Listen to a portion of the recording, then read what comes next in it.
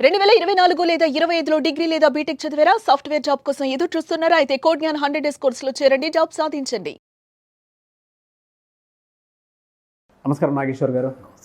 According to legal knowledge చెప్పండి. So ఒక అడ్వకేట్గా మీ దగ్గర చాలా కేసెస్ వచ్చాయి కాబట్టి అడుగుతున్నాను. ఎందుకంటే ఇవాళ రేపు ప్రస్తుతం ఉండేటువంటి జనరేషన్లో జరుగుతున్నదే 497. సో ఈ సెక్షన్ అసలు ఏం చెప్తోంది? దీనికి సంబంధించినటువంటి విషయాల్లో ఏమన్నా లిమిట్స్ అలాంటివి ఏమైనా ఉన్నాయా? అండ్ ఈ సెక్షన్ పర్టికులర్గా ఏం చెప్తుంది? భార్యాభర్తలకు సంబంధించినవి కానివ్వండి, లేదంటే ఎవరైనా రిలేషన్షిప్లో ఉంటే పర్టికులర్గా ఏం చెప్తుంది అసలు ఈ సెక్షన్? జనరల్గా ఏంటంటే మనకు ఐపీసీలో మనకు 497 అనేది ఏంటంటే ఒక అమ్మాయి ఎవరితోనైనా పెళ్ళైన తర్వాత ఎవరితోనైనా అక్రమ సంబంధం పెట్టుకుంటే ఆ ఆపోజిట్ పార్టీ మీద మనకు చర్య తీసుకునే అవకాశం ఉంటుంది.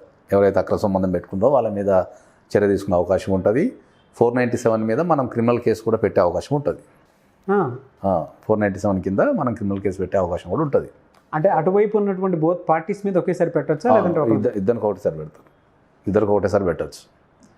సో దానిపైన మనకు సుప్రీంకోర్టులో రీసెంట్ ఒక 3 years క్రితం ఒక జడ్జిమెంట్ ఇచ్చారు.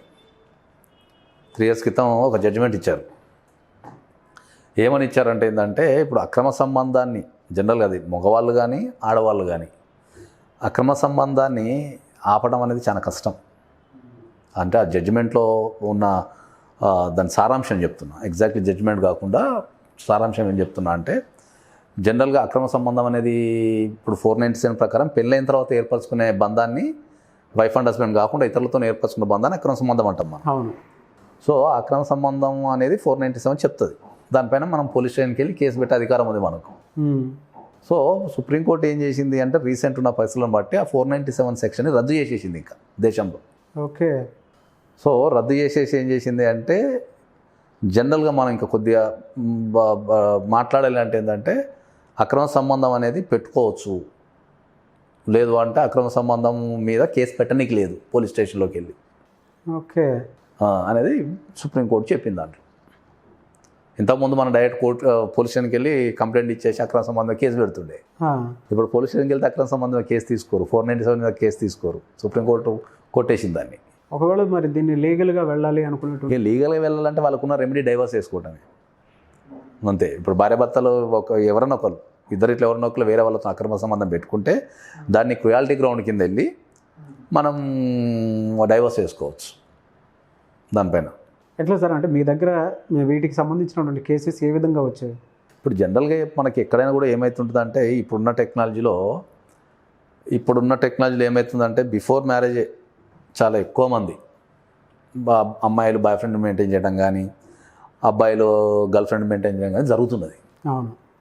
జరిగిన తర్వాత అది పెళ్లి తర్వాత కొంతమంది ఏంటంటే అది పెళ్లి తర్వాత కూడా కొంతమంది కంటిన్యూ చేస్తున్నారు. సో లేకపోతే పెళ్ళైన తర్వాత కూడా భార్య భర్తను పట్టించుకోకుండా భర్త భార్యను పట్టించుకోకుండా కూడా వాళ్ళు పనిచేసే వాతావరణంలో కానీ తెలిసిన వ్యక్తులతో కానీ అక్రమ సంబంధం ఏర్పరచుకునే అవకాశాలు బాగా ఉన్నాయి. సో దానివల్ల ఏమవుతుందంటే మనకు సొసైటీ పరంగా చాలా ప్రాబ్లమ్స్ వస్తున్నాయి.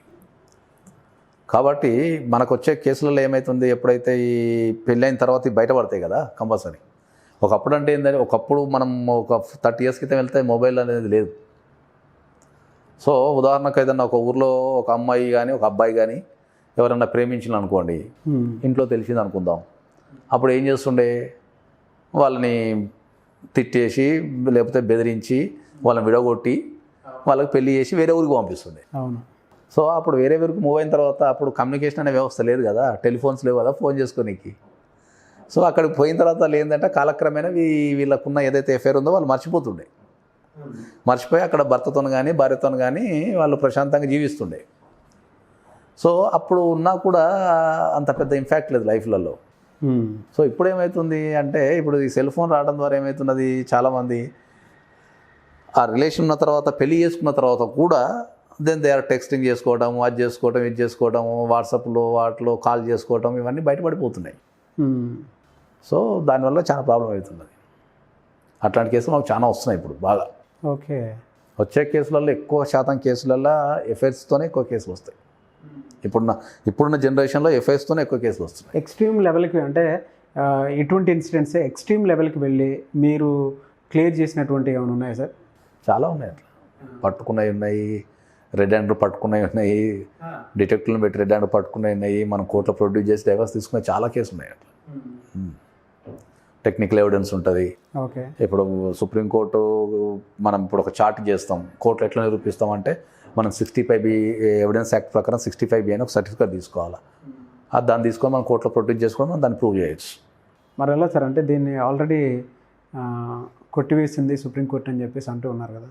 సుప్రీంకోర్టు ఏంటంటే ఇప్పుడు సుప్రీంకోర్టు అనేది ఒక బ్రాడ్ సెన్స్లో ఆలోచిస్తుంది. మొత్తం ఒక దేశానికి సంబంధించి ఆలోచిస్తూ ఒక వ్యక్తిగత స్వేచ్ఛ కూడా ఆలోచించాల్సి వస్తుంది. ఇప్పుడు సుప్రీంకోర్టు ఆలోచించే విధానంలో ఏముంటుంది అంటే, ఇప్పుడు ఒక భర్త ఉన్నాడు అనుకుందాం, సపోజ్ అమ్మాయితోని సెక్స్ చేయటం లేదు, ఏదైనా కారణం ఉండొచ్చు, మరి అమ్మాయి తన జీవితాన్ని వృధా చేసుకోలేదు కదా. సో సుప్రీంకోర్టు ఆ దృష్టి కోణంలో అంటే వ్యక్తిగత కోణంలో కూడా ఆలోచించింది అన్నట్టు. సో వ్యక్తిగత కోణంలో ఆలోచించి డైరెక్ట్గా ఇండైరెక్ట్గా సుప్రీంకోర్టు చెప్పగలిగేది ఏంటంటే, మీరు భార్యాభర్తలు మంచిగా ఉంటే అక్రమ సంబంధం అనేది ఎప్పటికీ రాదు కదా. మీరు ఎవరో ఒకరు నెగ్లెక్ట్ చేయడం ద్వారానో లేకపోతే కేర్ తీసుకోకపోవడం ద్వారానో ఏదో ఒక ప్రాబ్లం వల్లనే అక్రమ సంబంధం ఏర్పడుతుంది కదా. సో దాని కింద మీరు అక్కడ పోయి మీరు సివిల్ కోర్టులలో రెమెడీ తీసుకోండి, ఫ్యామిలీ కోర్టులలో డైవర్స్ చేసుకొని రెమెడీ తీసుకోండి. సో క్రిమినల్ ప్రొసీడింగ్స్ అవసరం లేదు ఓకే అనేదాన్ని సుప్రీంకోర్టు దాన్ని మొత్తం జడ్జిమెంట్ చెప్పిన సారాంశం అది. కొంతమంది ఎక్స్ట్రీమ్ లెవెల్కి వెళ్ళిపోయి, అంటే కొన్నిసార్లు భార్యకి భర్త మీద కంట్రోలింగ్ అనేది ఉండదన్నమాట. కొంతమంది ఫిజికల్ అటాక్ కూడా దిగిపోతూ ఉంటారు, తెలిసిన వెంటనే మానసికంగా కూడా వెంటనే తీసేసుకోలేరు. ఎందుకంటే కొంతమంది ఎమోషన్స్గా ఆ లవ్ను అలా క్యారీ చేస్తూ ఉంటారు కదా సార్.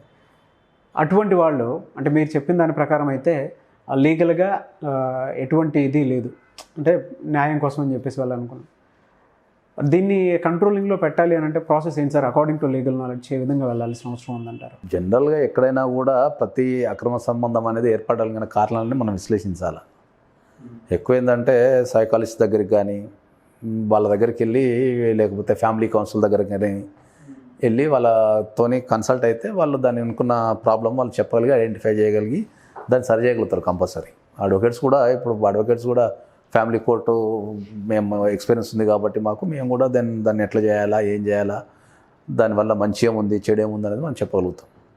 ఈ అక్రమ సంబంధాల వల్ల ఆడవాళ్ళు మర్డర్ చేసిన కేసు కూడా మనకు రాష్ట్ర వ్యాప్తంగా ఎప్పుడు చూస్తూనే ఉంటాం. మనం ఆత్మహత్యలు చేసుకోవడం కానీ లేకపోతే మర్డర్లు చేయటం కానీ రకరకాల కేసులు మనం చూస్తూనే ఉంటాం. కాబట్టి ఎప్పుడైనా కూడా మనకి ఏంటంటే ఇప్పుడున్న సిచ్యువేషన్లో ఏంటంటే ఇండివిజువాలిటీ ఎక్కువైపోయింది, కంట్రోలింగ్ పవర్ తక్కువైపోయింది.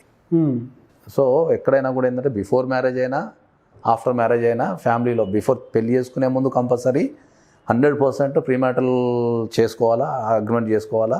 ప్రీమ్యాటల్ కౌన్సిలింగ్ అయితే తీసుకోవాలి. అగ్రిమెంట్ చేసుకోరనే తర్వాత విషయం. ప్రీమ్యారిటల్ కౌన్సిలింగ్ త్రూ అయితే కంట్రోల్ చేయొచ్చు. ఎందుకంటే అగ్రిమెంట్ అనేది ఇంకా మన దేశంలో అంత పాపులర్ కాలేదు కాబట్టి కంపల్సరీ ప్రీమ్యాటల్ కౌన్సిలింగ్ అనేది పెళ్ళికి ముందు 100% తీసుకోవాలా. పెళ్ళి తర్వాత కూడా మీకే వచ్చితే మనం మ్యారిటల్ కౌన్సిలింగ్ తీసుకోవాలి. మన దగ్గర కౌన్సిలింగ్కి వచ్చేసి ప్రాబ్లం ఏంటంటే కౌన్సిలింగ్కి చాలామంది ప్రిఫర్ చేయరు. ఎందుకంటే ఇంకా సిస్టమ్ మన ఇండియాలో ఇంకా రాలే. అవును. ఇప్పుడు ఫారిన్లో ఏంటంటే ప్రతి దానికి కౌన్సిలింగ్ వెళ్తారు బాగా. ఫస్ట్ బిహేవియర్ కానీ అక్కడ ఫారిన్లో ఎట్లుంటుందంటే పెళ్లి చేసుకో అమ్మాయి కూడా కౌన్సిలింగ్, రకరకాల కౌన్సిలింగ్లు ఇస్తుంటారు. స్కూల్కి వెళ్ళే వాళ్ళకి కౌన్సిలింగ్ ఇస్తుంటారు, కాలేజీకి వెళ్ళే వాళ్ళకి కౌన్సిలింగ్ ఇస్తుంటారు, ఒక కొత్త కెరియర్ స్టార్ట్ చేసే వాళ్ళకి కూడా కౌన్సిలింగ్ ఇస్తుంటారు. అంటే వాళ్ళ ఆ ప్రొఫెషన్లో ఎక్స్పర్ట్స్ ఉంటారు కదా, వాళ్ళతో వీళ్ళు కౌన్సిలింగ్ తీసుకోవడం అనేది జరుగుతుంటుంది.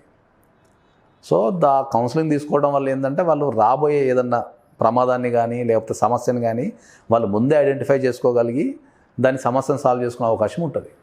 ఓకే. సో మన దగ్గర ఇంకా కౌన్సిలింగ్కి వెళ్ళడం అనేది ఇంకా చాలామంది నామోషిగా ఫీల్ అవుతుంటారు.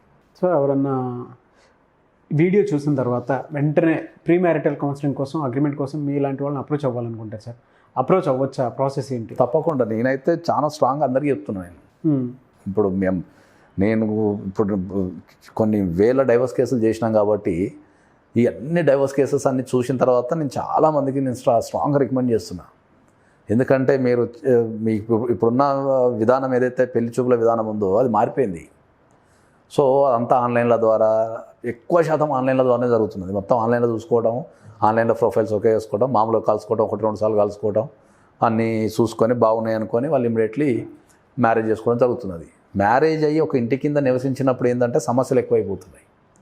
పెళ్ళికి ముందు నేను అట్లా అనుకోలే, పెళ్ళికి ముందు ఇట్లా అనుకోలే, ఇది ఎట్లా అది ఎట్లా అని సమస్యలు ఎక్కువైపోతున్నాయి.